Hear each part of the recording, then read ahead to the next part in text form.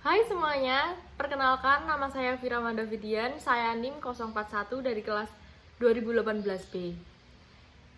Saya dari jurusan Pendidikan Kesehatan dan Rekreasi, Prodi Ilmu Keolahragaan dari Universitas Negeri Surabaya.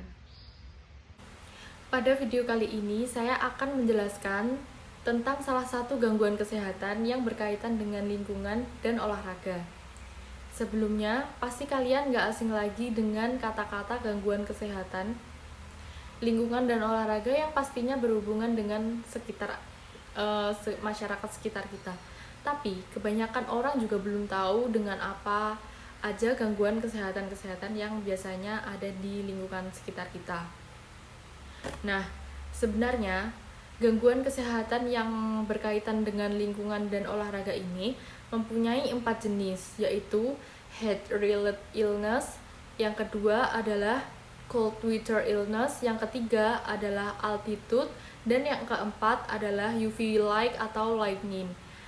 Yang akan saya bahas hari ini adalah gangguan kesehatan yang berkaitan dengan lingkungan dan olahraga yang nomor 3, yaitu altitude. Apa sih gangguan kesehatan itu? Nah, saat itu kita melakukan olahraga, maka kondisi lingkungan juga sangat berdampak besar terhadap performa atlet dan dapat menimbulkan gangguan kesehatan. Pada video kali ini, saya akan menjelaskan tentang gangguan kesehatan lingkungan yang nomor 3 tadi, yaitu altitude. Apa sih gangguan kesehatan altitude itu? Altitude adalah gangguan kesehatan akibat berada di lingkungan yang terlalu tinggi.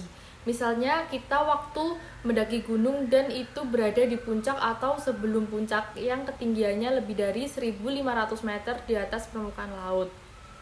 Yang tekanan udaranya mulai menurun dan oksigen semakin menipis. Nah, ada macam-macam altitude. Yang pertama adalah acute mountain sickness, atau yang biasanya disebut dengan AMS. Lalu ada high altitude cerebral edema atau yang biasa disebut HACE, dan yang terakhir adalah high altitude pulmonary edema atau yang disebut HAPE. Nah, jadi ini yang pertama adalah acute mountain sickness atau biasanya disebut AMS. AMS ini yaitu dari bentuk altitude sickness yang paling ringan dan paling sering terjadi. Adapun gejala-gejala pada AMS yaitu yang pertama ada pening atau sakit kepala, yang kedua adalah muntah atau mual, yang ketiga adalah hilangnya selera makan, yang keempat itu sulit tidur, yang kelima sesak nafas saat beraktivitas fisik, yang kelima adalah lelah, yang keenam adalah sulit tidur, yang ke-8 adalah sering terbangun saat tidur. Dari gejala-gejala tersebut bisa mengakibatkan trauma yang berlebih. Jadi seperti sulit tidur, sering terbangun saat tidur, itu kan seperti kalau kita naik gunung lagi. Misalnya, lalu kita akan mengalami gejala-gejalanya lagi. Nah, itu kan jadi tidak semudah yang pertama untuk melakukannya lagi gitu loh. Untuk cara mengatasi AMS, ini bisa dilakukan secara mendaki bertahap. Yang maksudnya di situ mendakinya itu setidaknya 300 meter per hari. Jika lebih nanti bisa berakibatkan fatal dan tidak akan sembuh-sembuh. Yang kedua adalah menjaga kecukupan air dan mencegah dehidrasi, yang gunanya untuk saat kita nanti naik gunung nanti tidak akan kehabisan oksigen di dalam tubuh kita. Yang ketiga adalah konsumsi makanan tinggi seperti karbohidrat. Yang keempat, hindari langsung aktivitas fisik berat. Begitu sampai ketinggian. Jadi di sini ketika kita sudah mencapai tujuan, kita misalnya kita udah sampai puncak. Nah, itu kita harus istirahat sejenak. Jangan sampai melakukan aktivitas yang berlebihan atau aktivitas fisik lainnya yang di luar tujuan kita.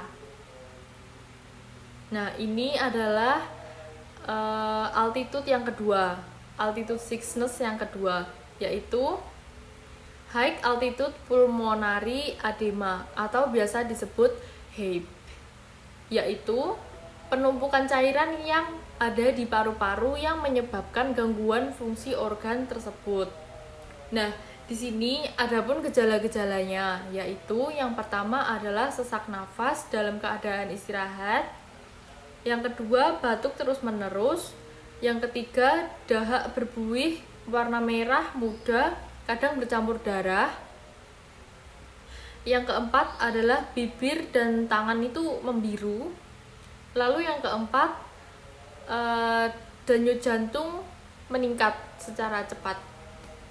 Nah, untuk cara mengatasi high altitude pulmonary edema ini adalah memberikan oksigen yang cukup.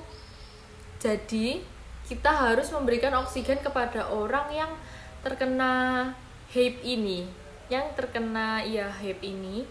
Nah, jika kita tidak bisa memberikan oksigen yang lebih, kita tidak bisa jika tidak memberikan oksigen kepada orang yang terkena HAPE ini. Jadi, kita itu sebelum naik gunung harus persiapan oksigen yang banyak ya. Misalnya, kita membawa air mineral yang cukup agar di tengah perjalanan kita nanti bisa kita nggak merasakan kekurangan oksigen gitu. Kan oksigen kan berasalnya juga dari air itu kan, air mineral yang berasal air mineral, lalu kita mengonsumsi, lalu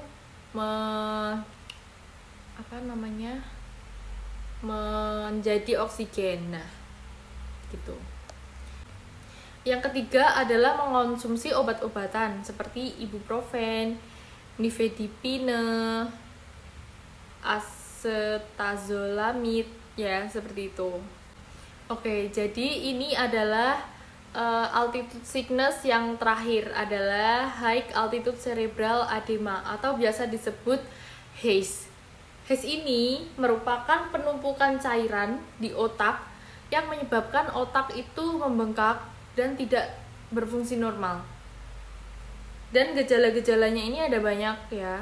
Ada bingung, perubahan perilaku, lalu sulit berbicara, muntah, halusinasi, lalu kejang, lalu ada kelumpuhan anggota gerak. Nah, yang mana kelumpuhan anggota gerak ini itu seperti mati rasa. Nggak bisa ngerasain sama sekali, tapi nggak semuanya ya. Ini cuma di beberapa anggota tubuh aja. Lumpuh total dan koma. Yang terakhir adalah koma. Nah, cara untuk mengatasi high altitude cerebral edema ini yaitu yang pertama, kita harus membawa ke tempat yang lebih rendah dan diberikan oksigen tambahan.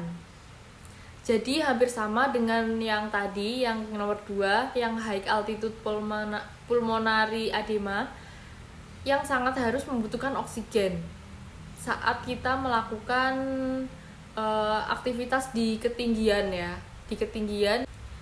dan dapat diobati menggunakan acetazolamid. Ini hampir sama juga seperti yang di high altitude pulmonary edema, yang tapi tingkat resikonya yang sangat berbeda. Yang ini, yang HACE ini lebih tinggi dibandingkan yang kedua yang lainnya itu. Untuk high altitude cerebral edema ini, jika dalam waktu 24 jam tidak diobati, maka bisa berakibatkan fatal. Yang jadi untuk yang high altitude cerebral ini harus cepat-cepat langsung diobati, atau misalnya ada teman kita yang mendapatkan gejala-gejala seperti ini waktu kita naik gunung atau kita berada di ketinggian, kita harus cepat-cepat mengambil tindakan sebelum tambah parah begitu. Nah, sekian dari saya, kurang lebihnya mohon maaf. Terima kasih.